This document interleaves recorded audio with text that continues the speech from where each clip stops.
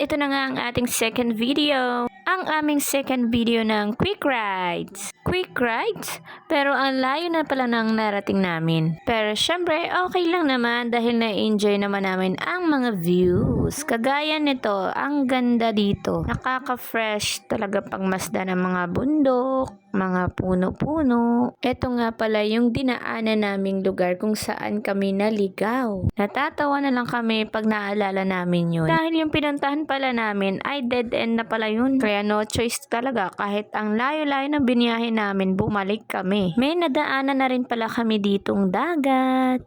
Balak nga sana namin mag picture kaso nga lang puno na yung cellphone ko sa maraming video.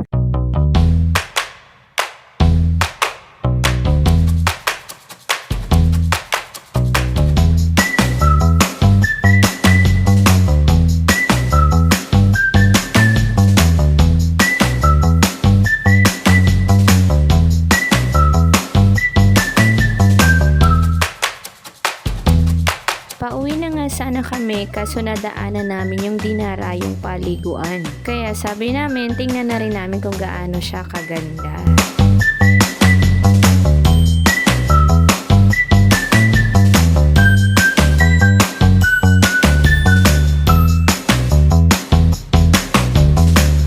Ito yung welcome sa Agos River. Dahan-dahan lang pala sa pagbaba dito dahil medyo madulas dahil sa mga bato-bato.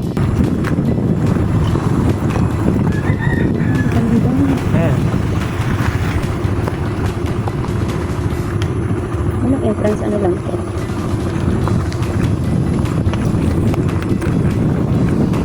Pagbabang mo nga rito ay matatanong mo na yung magandang tanawin. Makikita mo nga rin dito yung mga cottage nila. May mga floating house din sila dito. No entrance fee nga sila dito. Ang babayaran mo nga lang yung floating house at cottage.